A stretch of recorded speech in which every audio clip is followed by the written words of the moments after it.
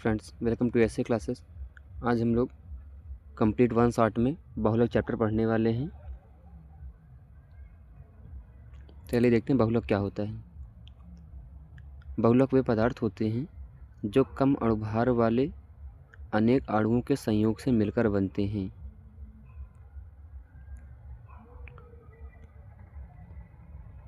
जैसा कि हमारे पास है ethylene CH2 double bond CH2, ये हो गया हमारे पास एथिलीन। और हमने इसको कितना लिया है, n टाइम लिया है। जब इसका हम लोग बहुलकीकरण कराएंगे तो बहुलकीकरण में होगा क्या, इसमें बनेगा पॉलीथीन। और ये क्या होता है, पॉलीथीन हमारे प्रकार का होता है बहुलक। पॉलीथीन कहने का मतलब कि CH2 सिंगल बॉन्ड CH2 और इसी के साथ लगेगा होल n। कहने का मतलब ये आपकी एक पूरा n नंबर की लगातार एक चेन बनेगी, ठीक है ना। आपका जो ये एथिलीन होता है, एथिलीन आपका एक प्रकार का एकलक होता है, पॉलीथीन आपका एक प्रकार बहुलक होता है। अब बात आती है एकलक क्या होता है।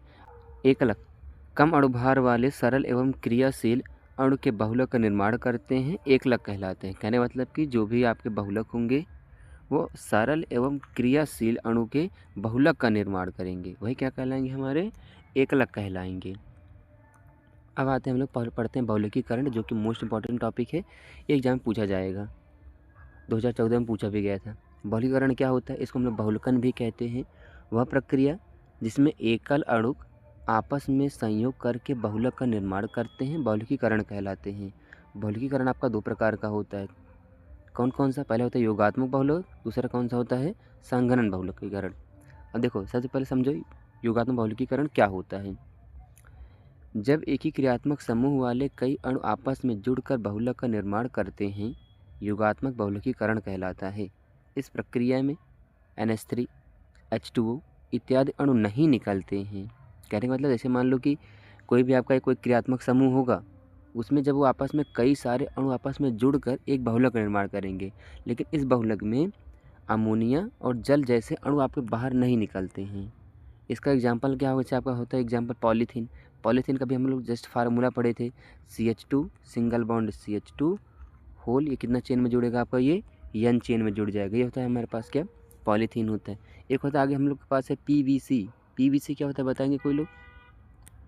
PVC होता है पॉनिल वाइनिल क्लोराइड, ठीक है ना। आगे देखते हैं।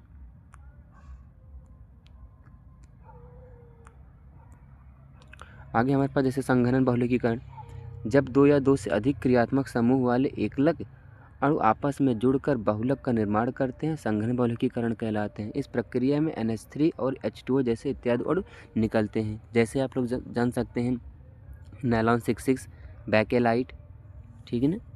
अब हम लोग देखते हैं इसका अंतर क्या क्या होता है। इसका अंतर किसका, योगात्मक और संघनन बहुलकीकरण में क्या क्या अंतर होता है। इसका अंतर देखिए, पहला अंतर क्या है, इनमें एक ही क्रियात्मक समूह वाले एकलक अणु जुड़ते हैं योगात्मक बहुलकीकरण में। संघनन बहुलकीकरण में क्या होगा, इसमें दो या दो से अधिक क्रियात्मक समूह वाले एकलक जुड़ते हैं, जैसे इसका उल्टा होता है। नंबर 2 क्या है हमारे पास, इस प्रक्रिया में H2O और NH3 इत्यादि अणु नहीं निकलते हैं, और इसमें क्या होगा, NH3 और H2O अणु के निकलते हैं। समझ में आ रही है बात।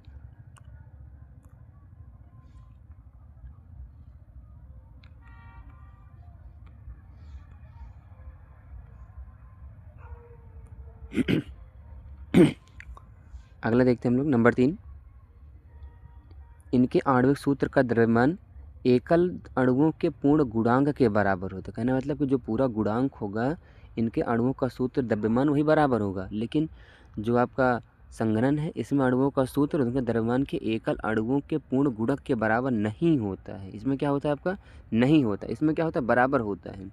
नंबर अगला क्या है, नंबर 4, यह उत्क्रमणीय होते हैं। और इसमें क्या है, यह अनुत्क्रमणीय होते हैं, अब उत्क्रमणीय नहीं होते हैं। उत्क्रमणीय मतलब क्या होता है बताएंगे कोई लोग। उत्क्रमणीय क्या होता है, उत्क्रमण मतलब कि जैसे कि हम लोग कोई रिएक्शन ले रहे हैं, ये हमारे पास रिलेक्टेंट हो गया, गिव्स प्रोडक्ट, ये रिएक्शन आपका केवल एक ही तरफ से चल रहा है। कहने मतलब कि रिलेक्टेंट से केवल जा रहा है आपके पास प्रोडक्ट के पास। लेकिन वही अगर मान लेते हैं हमारे पास कोई रिवर्सिबल होता है, तो रिवर्सिबल कहने मतलब वो प्रोडक्ट से भी जाए हो सकता है और रिलेक्टेंट, दोनों से रिएक्शन ये हो सकता है आराम से। आगे चलते हम लोग देखते हैं बहुलक के प्रकार। उत्पत्ति के आधार पर बहुलक दो प्रकार से पाए जाते हैं। नंबर 1 कौन सा? प्राकृतिक बहुलक। नंबर 2 कौन सा होता है? संश्लेषित बहुलक। प्राकृतिक बहुलक हम लोग देखते हैं वे बहुलक जो प्रकृति में पाए जाते हैं और प्राकृतिक बहुलक कहलाते हैं। जैसे आपका क्या होता है? स्टार्च, प्रोटीन, रबड़, सेलुलोज। इसके बारे में हम लोग पहले से पढ़ चुके हैं। स्टार्च क्या होता है? आलू में पाया जाता है स्टार्च। प्रोटीन किस में पाया जाता है? इससे दाल वगैरह वगैरह प्रोटीन पाया जाता है। रबड़ का एक पेड़ खुद होता है रबड़। सेलुलोज बताएंगे, सेलुलोज कहाँ पाया जाता है? सेलुलोज पेड़ पौधों में पाया जाता है।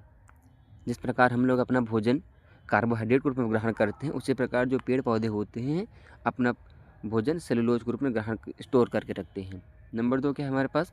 संश्लेषित बहुलक। संश्लेषित बहुलक क्या होता है? वे बहुलक जो प्रयोगशाला या औद्योगिक इकाइयों में कृत्रिम रूप से बनाए जाते हैं और संश्लेषित बहुलक कहलाते हैं। ये इंपॉर्टेंट है, इसको ध्यान में रखिएगा, ये पूछा जाता है। जैसे हमारे पास है पॉलीथीन, अगला क्या है? पीवीसी, नायलॉन 6 और नायलॉन 6 दोनों होता है। ये क्या होता है? हमारा संश्लेषित बहुलक। ये इनको हम लोग लैब में बनाते हैं या फिर इनको बड़े बड़े फैक्ट्रियों में बनाया जाता है ये सब चीज़ें।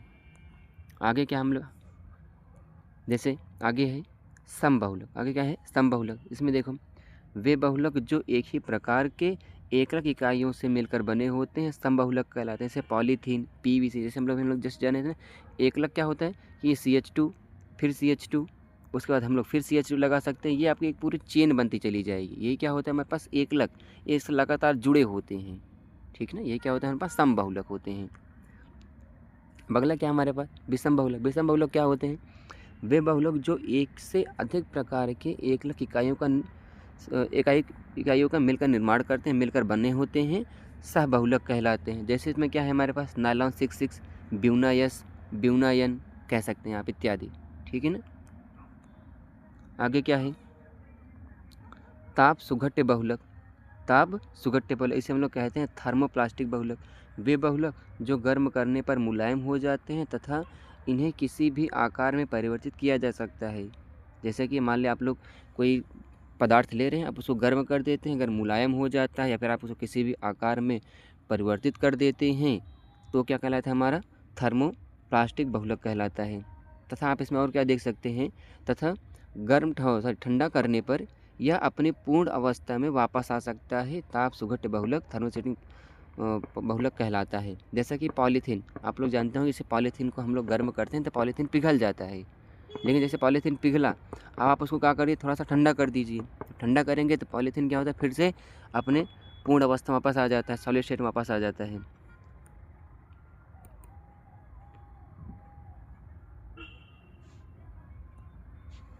अगला क्या है हमारे पास? ताप दृढ़ बहुलक। ताप दृढ़ बहुलक इसमें क्या होता है? थर्मोसेटिंग पॉलीमर होता है। ये थर्मोप्लास्टिक पॉलीमर था, ये थर्मोसेटिंग पॉलीमर। वे बहुलक जो गर्म करने पर आसानी परिवर्तन के द्वारा कठोर अथवा अगलनीय पदार्थों में बदल जाते हैं, ठीक ना। ताप दृढ़ बहुलक कहलाते हैं। जैसे हो गया आपके पास बेकेलाइट, यूरिया, फॉर्मल्डिहाइड, रेजिन इत्यादि। इसमें देखते हैं हम लोग आगे क्या है। हम लोग आगे देखना पड़ेगा थर्मोप्लास्टिक बहुलक और थर्मोसेटिंग बहुलक में क्या क्या अंतर होता है। तो थर्मोसेटिंग बहुलक हम लोग एक तरफ लिखें, अगले तरफ हम लोग लिखते हैं थर्मोसेटिंग बहुलक। इसमें देखते हैं जैसे नंबर 1 हमारे पास क्या है? ये गर्म करने पर मुलायम हो जाते हैं। जितने भी आप लोग थर्मोप्लास्टिक बहुलक होता है आप उसको गर्म करेंगे तो ये क्या हो जाता है? मुलायम हो जाता है। लेकिन जो आपका थर्मोसेटिंग बहुलक होता है आप ये गर्म करेंगे तो ये जलने लगते हैं। गर्म करने पर क्या होते हैं? ये जलने लगते हैं। नंबर 2 क्या है? इनका निर्माण योगात्मक बहुलकीकरण द्वारा होता है। लेकिन जो आपका थर्मोसेटिंग बहुलक होता है इनका निर्माण संघनन द्वारा होता है। संघनन माने कंडेंसेशन कराते हैं हम लोग इसको। नंबर 3 क्या है? इनकी संरचना एक प्रकार की रेखीय होती है। रेखीय में समझते हैं ना आप लोग, एक प्रकार की इनकी ये एक चेन बनाएगा, कार्बन फिर कार्बन फिर कार्बन फिर से एक चेन बनाएगा। लेकिन जो हमारे पास ये थर्मोसेटिंग है, थर्मोसेटिंग में क्या होगा? ये आपकी एक चेन नहीं बनाती, आपका क्या बनाता है? एक त्रिविमी, माने इसे त्रिविमी संरचना बनाएगी, प्रिज्म की तरह बनाएगी।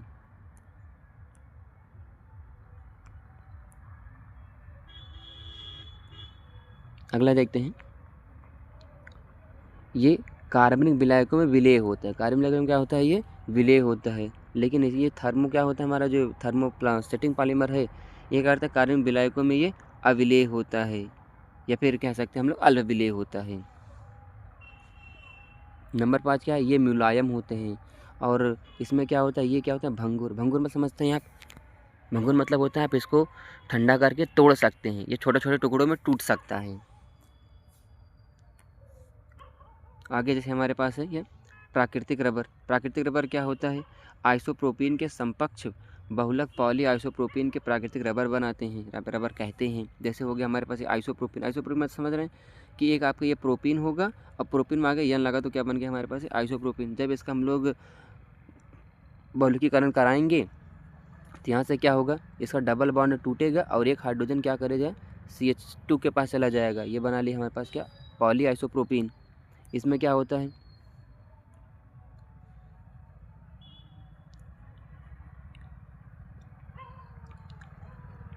जो आपका ये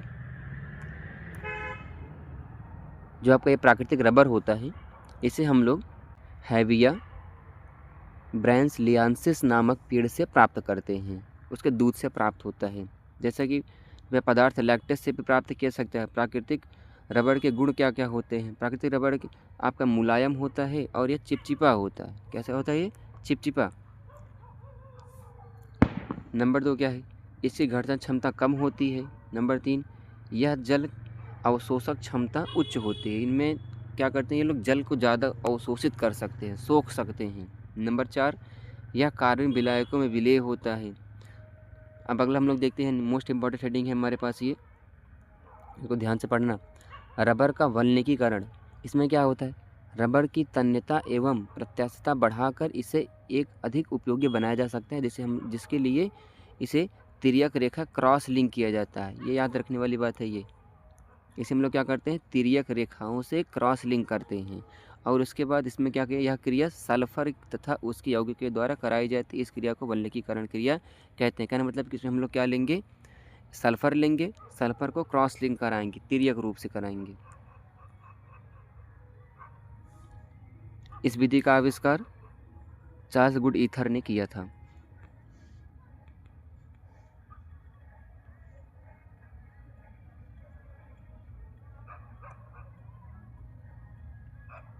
जैसे हम लोग यहाँ पे एक प्रोपिल लिए हैं, कह सकते हैं हम लोग एन प्रोपिल लिए हैं। एन प्रोपिल के जैसे हम लोग बहुलकीकरण कराएंगे, जैसे वहाँ पे क्या बताया था कि 2 सल्फर परमाणु आके जुड़ेंगे, 2 सल्फर परमाणु आके जुड़ेगा और उनके क्या करेंगे, क्रॉस लिंक बनेगा। ये क्या करेगा, ये क्रॉस लिंक बनेगा। देखिए ये यहाँ पे क्रॉस लिंक बन गया हमारे पास, ये क्रॉस लिंक बना, इधर ब्यूटाइल इधर ब्यूटाइल बन गया हमारे पास, वल्कनीकृत हो चुका है ये। बाकी देखते हैं वल्कनीकृत के लाभ। वल्कनीकृत रबड़ में उच्च तन्यता होती है, जिसके कारण यह 2000 किलोग्राम पर सेंटीमीटर स्क्वायर भार सह सकती है। नंबर 2 क्या है, इसके कार्यकारी ताप में -40 डिग्री सेल्सियस से 100 डिग्री सेल्सियस तक की वृद्धि हो सकती है या हो जाती है। नंबर 3, इसमें जल अवशोषित करने की क्षमता कम हो जाए। जैसे आप लोग किसी भी रबड़ का वल्कनीकृत कराते हैं, इसमें क्या होता है, जल अवशोषित करने की क्षमता बहुत ज़्यादा कम हो जाती है। आगे हमारे पास है संश्लेषित रबड़। संश्लेषित रबड़ क्या होता है, संश्लेषित रबड़, इसमें रबर के समान जिन पदार्थों का संश्लेषण या प्रयोगशाला में किया जाता है, संश्लेषित रबड़ कहलाते हैं। जैसे कि कोई भी रबड़ हो गया हमारा, उन पदार्थों का हम लोग संश्लेषण कर दें और कहाँ पे कर दें, प्रयोगशाला में कर दें, हमारे पास कहलाते हैं संश्लेषित रबर कहलाते हैं। संश्लेषित रबर का निर्माण सर्वप्रथम हॉफमैन ने किया था। वो भी क्या किया था, डाइल मिथाइल ब्यूटाडाइन के बहुलकीकरण द्वारा कराया था। इसका एग्जाम्पल क्या क्या होता है, Buna rubber, Buna S, Buna N rubber. ठीक, आगे देखते हैं। जैसे हमारे पास अगला क्या है, ये भी इम्पॉर्टेंट रिएक्शन, इसको इम्पॉर्टेंट याद कर लेना यहाँ से। ये जैव अपघटनी एवं जैव अनअपघटनी बहुलक, इसको देखते हैं। ऐसे बहुलक जो सूक्ष्म जीवों द्वारा अपघटित होते हैं जैव अपघटनी कहलाते हैं। जैसे प्रोटीन, न्यूक्लिक अम्ल, पॉलीसेकेराइड, ठीक है ना, ये सब क्या होते हैं, जो अब छोटे छोटे जीवों द्वारा अपघटित हो जाते हैं। इसके जस्ट विपरीत, इसके जस्ट उल्टा क्या होता है हमारे पास, वे बहुलक जो सूक्ष्म जीव द्वारा अपघटित नहीं किए जा सकते हुए वे जैव अनअपघटक बहुलक कहलाते हैं। जैसे आपके पास हो गया पॉलीहाइड्रोक्सी ब्यूराइड, ठीक है ना, पॉलीलैक्टिक एसिड होता है, ये सब चीज़ें। आगे चलते हैं।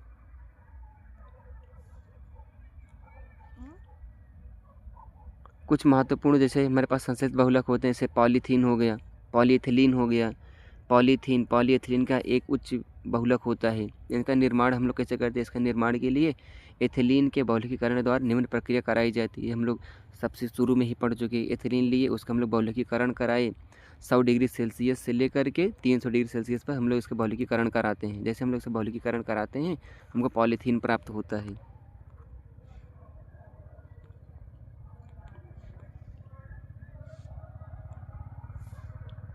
हम लोग इसका उपयोग देखिए पॉलीथीन का।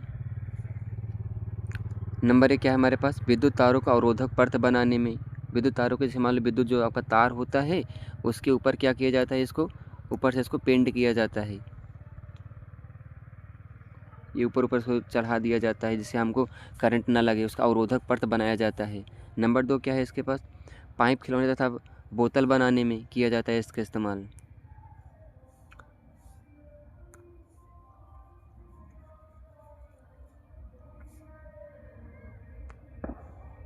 नंबर 2 देखिए पॉलीस्टाइरीन। पॉलीस्टाइरीन क्या होता है? यह एक प्रकार योगात्मक समबहुलक होता है। इसका निर्माण हम लोग कैसे करते हैं? इसका निर्माण स्टाइरीन के बहुलकीकरण द्वारा कराया जाता है। सब लोग जानते हैं अगर किसी बेंजीन रिंग के ऊपर अगर CH डबल बॉन्ड CH2 लग जाता है तो क्या बन जाता है हमारे पास? वो स्टाइरीन बन जाता है। इसको हम लोग बेंजीन के कंपाउंड में पढ़े हैं।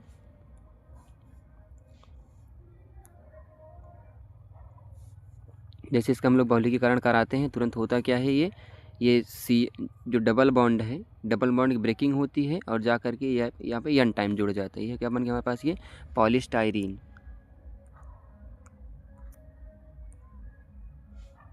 इसका हम लोग गुण देखते हैं, इसमें गुण कौन कौन सा होता है। जैसे नंबर 1 हमारे पास क्या है?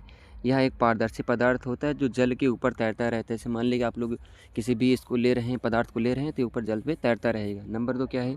यह एक प्रकार का रेखीय बहुलक होता है। नंबर 3 यह आमतौर पर अम्लों एवं क्षारों पर कोई प्रभाव नहीं पड़ता है। इसके यूज कौन कौन सा होता है? नंबर 1 इसका यूज कौन सा होता है? यह खिलौने, बरसाती तथा घरेलू सामान बनाने में इसका प्रयोग किया जाता है। नंबर दूसरा कौन सा है? जैसे रेडियो, टीवी इत्यादि के बॉक्स बनाने में इसका उपयोग किया जाता है। नंबर तीसरा हम लोग देखते हैं PVC। PVC माने PVC। PVC क्या होता है? Poly vinyl chloride. Poly vinyl chloride, इसको देखते हैं हम लोग। यह एक प्रकार योगात्मक समपरमाणु बहुलक होता है। इसे थर्मोप्लास्टिक के नाम से भी जाना जाता है। इसका निर्माण हम लोग कैसे करते हैं? इसका निर्माण के लिए विनाइल क्लोराइड के बहुलकीकरण द्वारा किया जाता है। अब जैसे समझो ये CH2 डबल बॉन्ड CH2 और इस पर क्या लग जाए हमारे पास Cl, तो क्या हो जाता है? ये विनाइल क्लोराइड। क्या होता है? ये विनाइल क्लोराइड। जब इस विनाइल क्लोराइड हम लोग क्या कराते हैं? बहुलकीकरण कराते हैं तो क्या होता है हमारे पास? पॉली विनाइल क्लोराइड बनता है। वही एन टाइम लग जाता है और इधर डबल बॉन्ड या सिंगल बॉन्ड लग जाता है इधर। इसके प्रॉपर्टीज़ कौन कौन सी होती हैं? नंबर 1 क्या होता है? ये प्रकार का हमारे पास थर्मल प्लास्टिक होता है। नंबर 2 क्या है? यह एक प्रकार का जल प्रतिरोधी है। जल प्रतिरोधी मतलब क्या होता है? अगर आप इसको पानी में भिगोगे तो ये भीगेगा नहीं, पानी इस पर नहीं चिपकता। इसका यूजेस क्या क्या होता है? नंबर 1 क्या है हमारे पास? ये PVC पाइप के निर्माण करने में। PVC पाइप कौन सी होती है? जो घर पे जो हार्ड वाली पाइप होती है PVC पाइप होती है, जो मोटर वाली पाइप होती है PVC पाइप होती है। नंबर 2 क्या है? विद्युत तार के ऊपर परत चढ़ाने में। जैसे विद्युत तार हो गया उसके ऊपर जो प्लास्टिक लगी रहती है वो किसकी बनी होती है? ये इसी पॉलीविनाइल क्लोराइड के लिए बनी होती है। नंबर 3 क्या है हमारे पास? पर्स, थैले, पर्दे, खिलौने इत्यादि बनाने में। कैसे आप पर्स बना सकते हैं, थैले बनाया जाता है, पर्दे को बनाया जा सकता है, खिलौनों को बनाया जा सकता है। नंबर 4 जो कि मोस्ट इंपॉर्टेंट है, इसको याद रखने पूछा जाता है बहुविकल्पी में, फिनॉल फॉर्मल्डिहाइड रेजिन बैकेलाइट। इसमें देखो क्या है? यह एक प्रकार का संघनन बहुलक होता है। इसका निर्माण कहाँ किया जाता है? इसका निर्माण कैसे किया जाता है? फिनॉल तथा फॉर्मल्डिहाइड के संघनन से बहुलकीकरण कराया जाता है आराम से। इसमें क्या होता है? हम लोग एन टाइम लेते हैं फिनॉल, इसका हम लोग कराते हैं फॉर्मल्डिहाइड। अब जब फॉर्मल्डिहाइड कराएंगे, फॉर्मल्डिहाइड कराते समय हम लोग किसकी उपस्थिति में कराते हैं? NaOH की उपस्थिति में कराते हैं तो हमारा क्या बनता है? पूरा बैकेलाइट बनता है। क्या बनता है? बैकेलाइट। मैंने बैकेलाइट बहुत जल्दी से पढ़ा दिया है। अगर आपको बैकेलाइट की डिटेल वीडियो चाहिए तो आप हमारे यूट्यूब चैनल पर जाकर देख सकते हैं। बैकेलाइट को हमने बहुत ही आराम से, बहुत अच्छे ढंग से समझाया है इसको। अब आगे देखते हैं इसका गुण कौन कौन सा होता है। नंबर 1 गुण क्या है? यह क्रॉस लिंकेज बहुलक होता है। कहने का मतलब कि इसमें जब आप लोग अगर रिएक्शन कराएंगे तो ये CH2 एक क्रॉस लिंक बहुलक बनाता है। नंबर 2 क्या है? यह एक कठोर तथा ठोस अगलनीय पदार्थ होता है। यह एक कठोर होता है, ठोस होता है और गलता नहीं है। ठीक। नंबर अगला क्या है, उपयोग देखते हैं हम लोग इसका उपयोग विद्युत के उपकरण बनाने में, हैंडल बनाने में, कंघे इत्यादि बनाने में किया जाता है। जैसे विद्युत उपकरण कौन से, फ्यूज होता है, सब लोग जानते हो फ्यूज को हम लोग बैकेलाइट से बनाते हैं। जो बल्ब का होल्डर होता है उसको बनाते हैं बैकेलाइट से। बर्तनों के हैंडल को बनाते हैं, ठीक ना। आगे देखते हैं अगला क्या है, नायलॉन। आगे क्या है, नायलॉन। नायलॉन एक पॉलीसेकेराइड एमाइड होता है। यह एक प्रकार का डाई एमाइड तथा डाई कार्बोक्सिलिक अम्ल के बहुलकीकरण द्वारा प्राप्त होता है। ये निम्न प्रकार का होता है। नंबर 1 देखते हैं हम लोग, नायलॉन 6। नायलॉन 6 मोस्ट इंपॉर्टेंट, ये पूछा जाएगा एग्जाम में। इसका निर्माण प्रोलैक्टिन बहुलकीकरण के द्वारा कराया जाता है। इसमें हम लोग लिखते हैं, जैसे मान लिए बेंजीन रिंग के ऊपर हम लोग क्या ले लिए हैं, इधर एमाइड समूह हो गया, इधर डबल बॉन्ड और कार्बोनिल समूह हो गया। जब इसका हम लोग बहुलकीकरण कराते हैं गर्म करके, होता क्या है, यहाँ पे हमको नायलॉन 6 प्राप्त होता है। सॉरी, नायलॉन 6 प्राप्त होता है, नायलॉन 6 नहीं, नायलॉन 6 प्राप्त होता है। गुण इसका कैसा होता है, यह प्रकार का अर्धपारदर्शी होता है, सफ़ेद होता है तथा उच्च गलनांक वाला बहुलक होता है। नंबर 2 क्या है, इसकी संघनन क्षमता क्या होती है, बहुत उच्च होती है। इसका हम लोग कह सकते हैं एक और इसका घर्षण क्षमता बहुत ज़्यादा उच्च होती है। इसका उपयोग क्या है, इसका उपयोग जैसे टायर बनाने में, रस्सी बनाने में इत्यादि में प्रयोग किया जाता है। इसका उपयोग कपड़े बनाने में भी किया जाता है।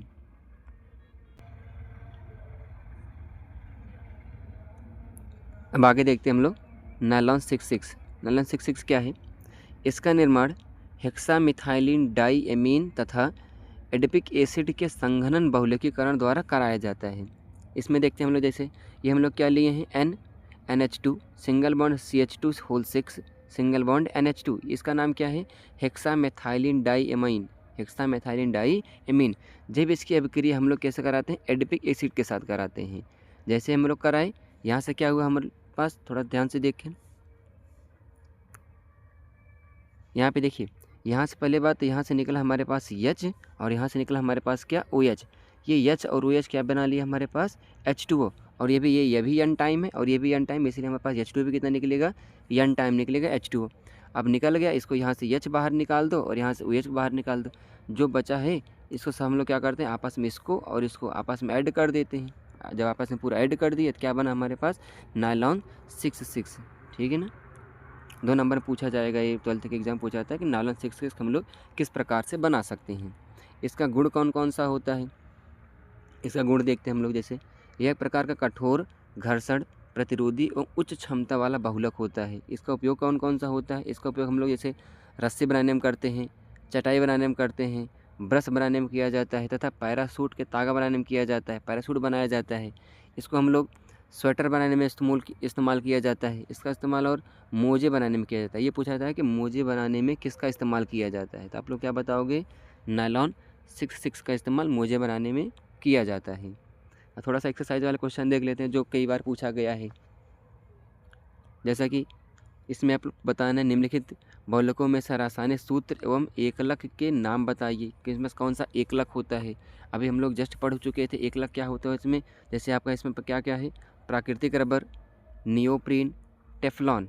तो प्राकृतिक रबर का फार्मूला ये आप लोग पढ़ सकते हैं, इसका नाम क्या होता है, आइसोप्रीन। नियोप्रीन क्या होता है हमारे पास, ये फार्मूला इसका ये रहा, इसका नाम क्या होता है, क्लोरोप्रोपीन। आगे देखते हैं टेफ्लॉन। टेफ्लॉन देख ले, टेफ्लॉन क्या होता है, टेफ्लॉन पूछा जाता है एग्जाम में, 3 नंबर में ये भी आता है। टेफ्लॉन क्या होता है हमारे पास, CF2 single bond CF2, Teflon single bond CF2 हो गया। इसे हम लोग क्या बोलते हैं, टेट्राफ्लोरोएथिलीन, टेट्राफ्लोरोएथिलीन। अब हम लोग पढ़ ही लेते हैं टेफ्लॉन होता क्या है पूरा। टेफ्लॉन देखते हैं, टेफ्लॉन क्या होता है। टेफ्लॉन टेट्राफ्लोरोएथिलीन के बहुलक को टेफ्लॉन कहते हैं। इसे पॉलीटेट्राएथिलीन भी कहते हैं। टेट्राफ्लोरोएथिलीन कहने का मतलब इसे टेट्राफ्लोरो माने CF2 डबल बॉन्ड CF2, ये हो गया हमारे पास टेट्राफ्लोरोएथिलीन। इसको जो हम लोग उच्च ताप और दाब पर गर्म करते हैं, होता क्या है, यहाँ पर टेफ्लॉन बनता है। इसका डबल बॉन्ड यहाँ से टूटता है, जब डबल बॉन्ड टूट जाता है तो यहाँ से ये इधर सिंगल बॉन्ड ये बन जाता है, इधर होल यन लग जाता है, ये क्या बन हमारे पास, टेफ्लॉन बन गया। आगे देखते हैं इसका उपयोग क्या क्या है। इसका उपयोग देखते हैं, जैसे इसका पहला उपयोग होता है घरेलू सामान जैसे खाना बनाने में, बर्तन इत्यादि बनाने में। नंबर दूसरा क्या है, शानदार ज्वलनशील द्रवों को भरने में जो कैन बनता है, जैसे आप कोल्ड ड्रिंक पीते हैं कैन वाला, वो बनता है इसी से, टेफ्लॉन से ही। नंबर तीसरा क्या है हमारे पास, बहुलकन की कोटि क्या क्या तात्पर्य होता है। आंसर देखिए, किसी बहुलक में उपस्थित पुनरावृत्ति इकाइयों की संख्या को बहुलकन की कोटि कहते हैं। जितनी बार आता है, जितनी बार उसकी पुनरावृत्ति होती है, उसे हम लोग क्या कहते हैं, बहुलक की कोटि कहते हैं। अगला लास्ट क्वेश्चन देखिए, दो प्राकृतिक बहुलक का नाम लिखिए। जैसे दो प्राकृतिक बहुलक कौन कौन से होंगे, प्रोटीन, दूसरा कौन सा होगा, रबड़ होगा। आप लोग बताएंगे रबड़ किस प्रकार के पेड़ के दूध से प्राप्त होता है।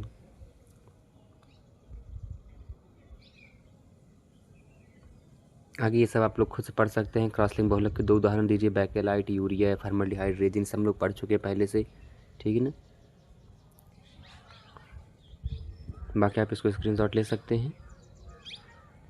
एक चीज़ और इसे देख लेना, ये ब्यूना यस, ये पूछा जाता है, ब्यूना यस और ब्यूना यन में अंतर स्पष्ट कीजिए। ब्यूना यन क्या होता है, 1,3-ब्यूटाडाइन तथा एक्रिलोनाइट्रिल विनाइल एसनाइट्राइल के सहबहुलक से प्राप्त होता है, जबकि ब्यूना यस क्या होता है, 1,3-ब्यूटाडाइन के स्टाइरिन का सहबहुलक होता है। ये पूछा जाता है ब्यूना यस और ब्यूना यस यन में क्या अंतर होता है। होपफुली आपको वीडियो अच्छा लगा होगा। अगर आपको इंग्लिश में कंटेंट चाहिए तो आप मेरे टेलीग्राम चैनल को ज्वाइन कर सकते हैं।